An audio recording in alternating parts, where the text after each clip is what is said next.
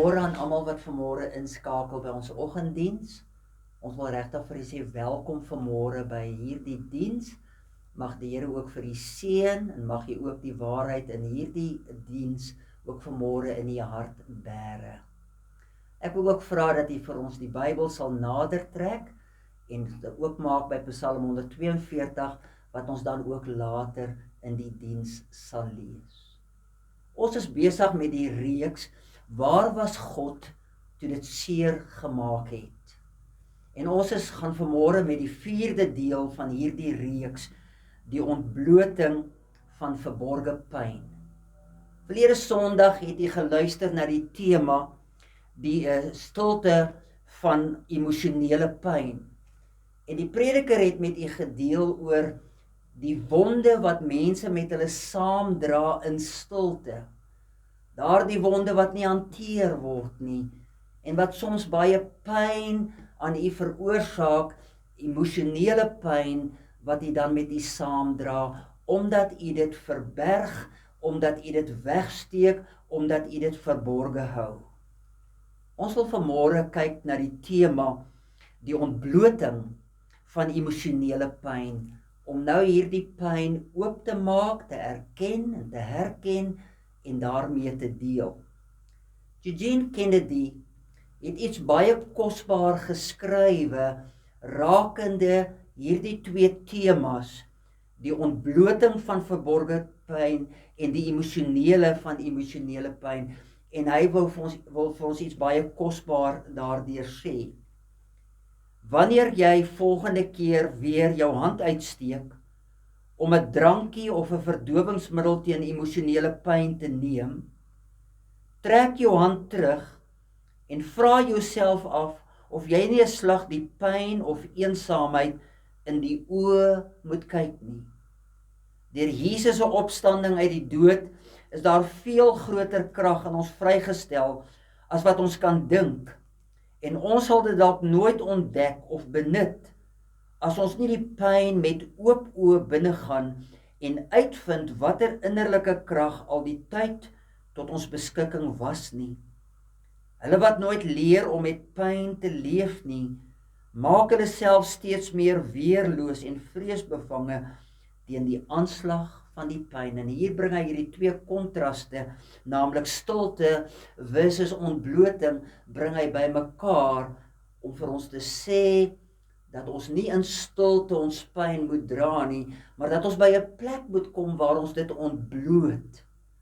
Nou baie jare terug, toe my dogter gebore was en sy so tussen 1 en 2 jaar oud was, het ons eendag die Bunny Park daar in Germiston gaan besoek.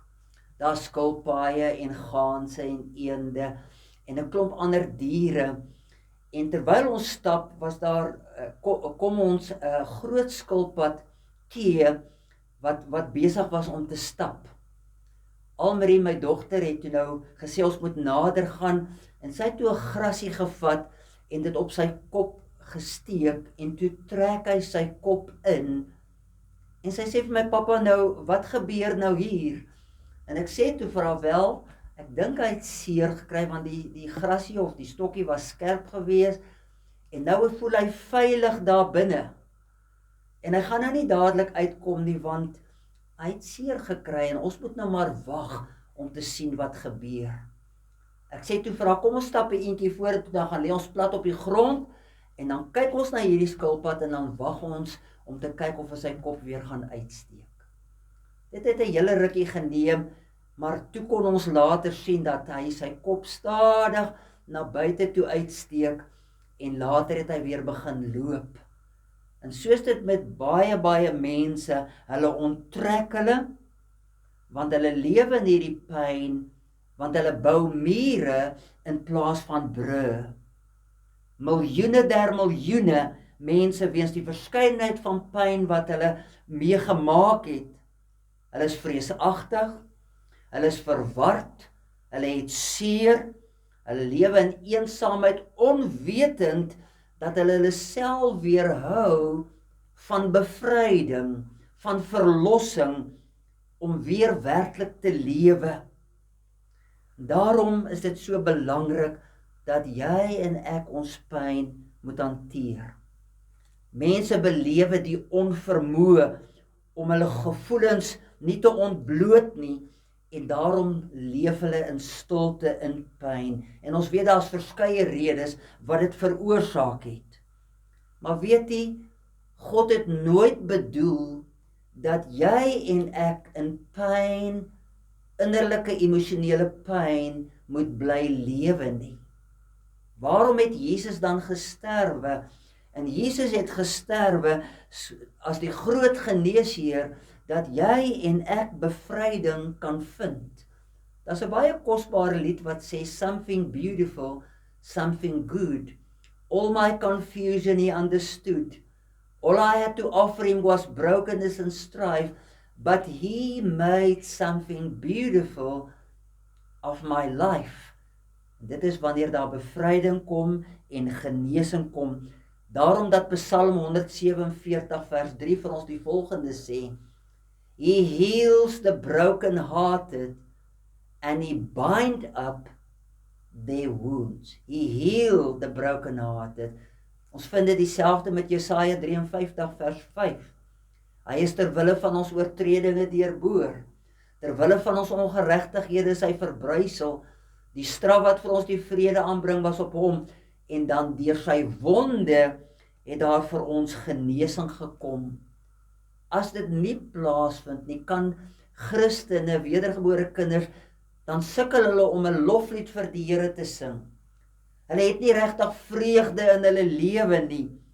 Die vreugde het verdwyn, die vrede het verdwyn.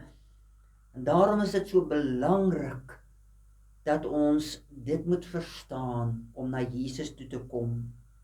Wat is die mees algemene aanduidings van verborge pyn in jou en my lewe? En ek wil na 'n paar van hulle kyk. In die eerste plek, 'n lae selfbeeld, 'n inferiority complex. Jy voel nooit of jy goed genoeg is nie. Jy voel dat mense jou nie aanvaar nie. Jy voel dat mense jou nie waardeer nie, en ek het baie jare daarmee gesukkel. Jy voel dat mense jou nie goedkeur nie. In die tweede plek, onbeheerste woede. In jou kinderjare was daar baie woede wat plaasgevind het in die ouerhuis. Jy was verwerp gewees. Jy het minderwaardig gevoel, jy's sleg gesê, jy's verneder, en dit het woede in jou opgebou, en jy beleef dit steeds vandag. Kom ons dink aan road rage, waar mense as te ware mens ander skiet, of andere slaan, weens road rage, padwoede, want hulle hanteer dit nie. Derdens, emosionele afsondering of afsluiting, waar jy en ek mense op 'n afstand hou, want ons bou mure in plaas van brûe. Ons sluit ons emosioneel af van ander mense, en ons deel nie wat in ons innerlike aangaan nie. Ons wil nie die risiko loop nie, want ons is bang dat ons weer seer kan kry. Werksverslaafdheid, of dan om 'n workaholic te word. Ons werk oor tyd, want ons wil nie ons pyn daaraan dink nie. Ons wil nie dit onthou nie, so ons werk harder en ons werk harder, sodat ons dit kan bedek, en dat dit nie bevredig kan word nie, en ons nie aan ons behoefte na vore kan kom nie. Ons wil nie dit in die oë kyk nie. Vyfdens, die onvermoë om nie te vertrou nie, want mense het vir ons gejok, ons is baie teleurgesteld, mense het hulle beloftes nie nagekom nie, en dit het pyn veroorsaak, dit het wonde veroorsaak, en daarom is dit vandag baie moeilik om mense te vertrou. Ek weet ook wanneer mense seksueel gemolesteer is, vind hulle dit baie moeilik om leiersfigure in hulle lewens te vertrou. Selfvertroosting nommer 6, deur afbreekende gedrag. Ek sukkel met selfbeheersing, en nou vind ek my vertroosting in kos. Ek vind my vertroosting in dwelms, ek vind my vertroosting in drank, ek vind my vertroosting in pornografie, ek vind my vertroosting in dinge wat nadelig vir jou en my is. En sodoende word die probleme wortel hulle al dieper en kom dit tot uiting in afbrekende verhoudings. Nommer 7, jy wil altyd en ek wil altyd ander mense tevrede stel. We become people's pleasers. Ons sal begin dinge doen vir mense sodat ons aanvaarding kan kry. Ons sal dinge vir mense doen sodat ons raak gesien word. Ons sal dinge doen want ons wil net erkenning hê, ons wil net raak gesien. En dit was my groot probleem toe ek in die begin in die bediening gekom het in Parys. Ek het die ou tannie se gras gesny. Ek het hulle blomme gaan water gee. Ek het hulle pos gaan uithaal. Ek was so besig om aanvaarding te soek. En daarom is dit so belangrik dat ons genesing die deel van ons lewe sal maak. En hoe doen ons dit? Ons doen dit dat ons by die Here wysheid kry en dit in ons lewe toepas. En daarom sê Jakobus 1:5, as iemand wysheid kort kom, moet hy dit van God gaan vra en God sal gee sonder om te veroordeel. Die Engels sê dit so mooi, if any of you is deficient in wisdom, let him ask of the giving God, who gives to everyone liberally and ungrudgingly, without reproaching or fault finding, and it will be given unto him. God weet dat ons nie altyd bewus is van hierdie wonde in ons lewe nie. God weet dat ons wonde onderdruk.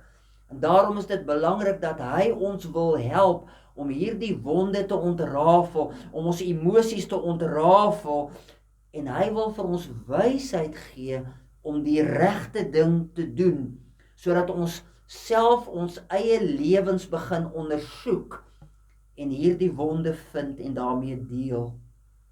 Hy wil ons graag help. Hy wil ons ondersteun. Hy wil vir ons leiding gee.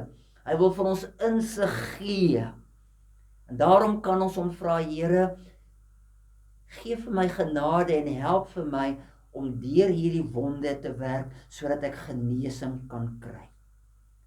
Wat kan ek persoonlik doen? Die Here wil sy deel doen, maar wat kan ek ook persoonlik doen om hierdie genesing te bevorder? En wil ek na 'n paar dinge kyk.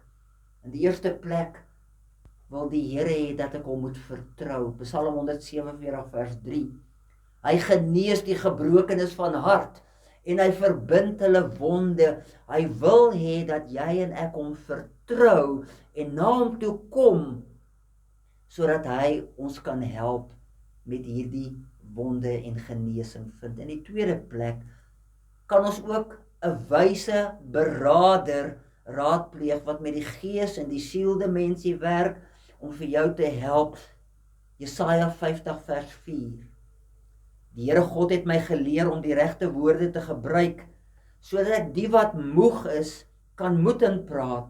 Elke môre laat hy my opnuut weer luister. Hy laat my luister soos 'n leerling wat moet luister. En daar is wonderlike beraders, ware kinders van die Here, wat vir jou 'n pad met jou wil loop en vir jou help om 'n deurbraak in jou lewe te kry. Derdens, die lees van die psalms. En nou wil ek graag hê jy moet saam met my Psalm 142 lees, en ek wil dit graag uit die Engelse Bybel lees. David skrywe, when he was in the cave, hy het moet gevlug, want Saul wou hom doodgemaak het. I cry aloud to the Lord, I lift up my voice to the Lord for mercy. I pour out my complaint before him I tell my trouble. Ek deel my probleem met hom. When my spirit grows faint within me, it is you who knows my way. In the path where I walk, men have hidden a snare for me. Look to my right and see, no one is concerned for me, want hy ervaar verwerping. I have no refuge, geen toevlug nie. No one cares for my life. Hy voel eensaam. Look to my right and see, no one is concerned for me. I have no refuge. I cry to you, O Lord. I say, you are my refuge, my portion in the land of the living.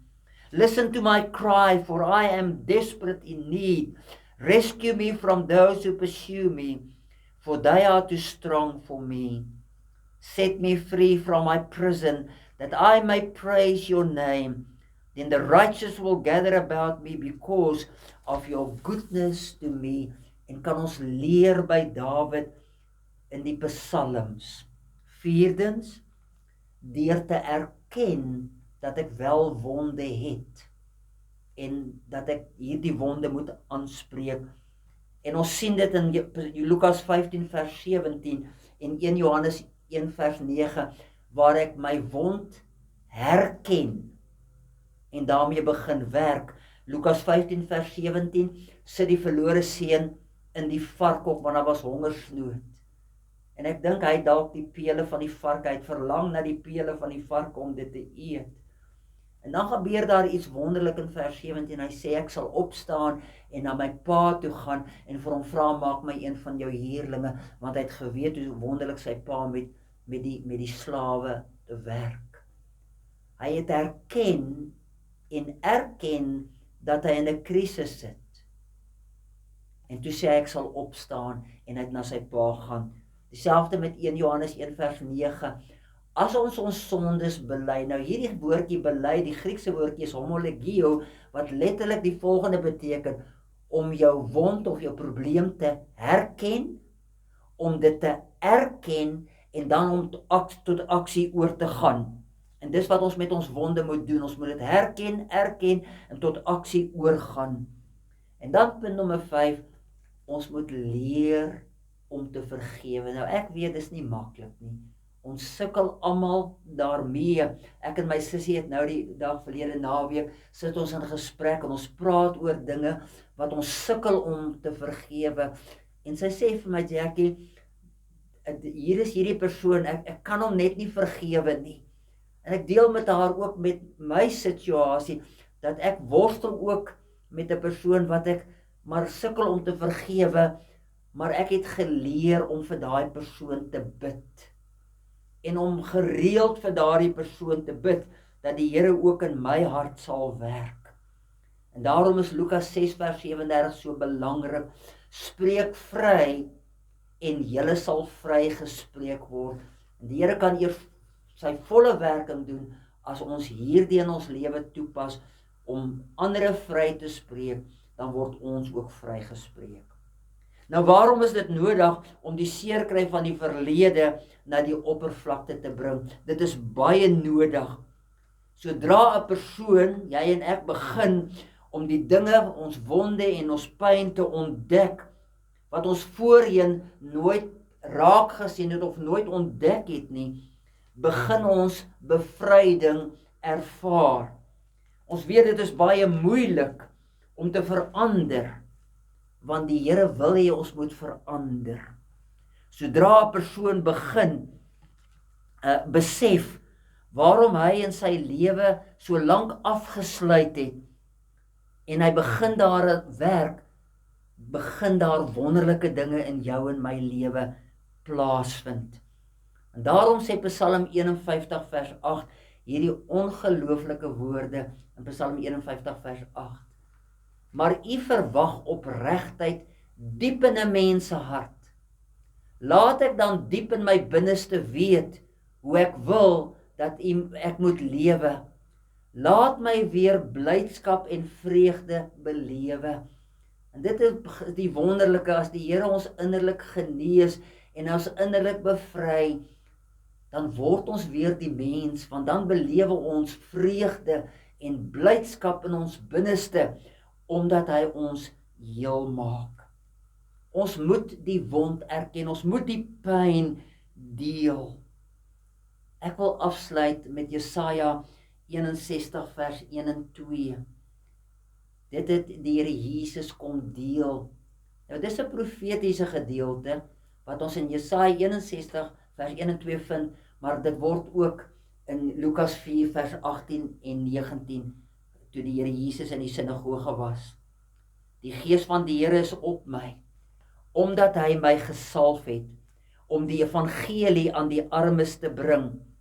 Hy het my gestuur om die wat verbrysel is van hart is, te genees, om dan die gevangenes vrylating te verkondig, en aan die blindes herstel van gesig, om die wat gebroken is in vryheid weg te stuur, om die aangename jaar van die Here aan te kondig. Ek wil afsluit om 'n klein situasie in my lewe te deel. Ek het regtig gesukkel met 'n minderwaardigheidskompleks vir baie jare. En toe het ek na die sendingskool toe gegaan, en daar het ek 2 kursusse deurloop. En ek onthou, ek moes 'n groentetuin maak. En jy weet, hierdie eintjies wat ons uittrek met die lang wit wortel, en ek het dit uitgetrek, en ek het baie gewonder daaroor.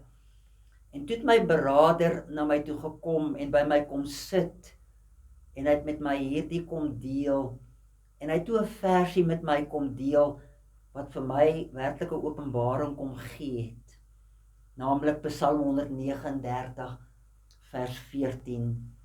Die engel sê, you are fearfully and wonderfully made, and my soul knows it well. En toe ek dit begryp in my sielsdimensie, my gemoedstoestand, het ek die keuses gemaak om regtig te aanvaar wie ek in Christus is. En daardie versie is steeds vandag vir my 'n baken, 'n inspirasie van genesing en bevryding. My gebed vir jou vanmôre is dat jy jou wonde sal hanteer, sodat jy die wonderlike bevryding en genesing in die Here sal ervaar en sy vreugde beleef en uitleef, en dan dit ook 'n getuienis in jou lewe sal wees. Kom ons bid saam. Dierbare Here, baie dankie dat U gekom het om vir ons bevryding te gee en genesing te gee. Ek bid vir elke luisteraar vanmôre dat U vir hulle nader sal trek en dat hulle na U toe sal kom, en dat U vir hulle innerlike rus sal gee, omdat U vir hulle bevryding gegee en omdat die wonde nou genees is, en dat ons dan in Christus kan wandel met die status in Christus. Word dan nou verheerlik in Jesus naam. Amen.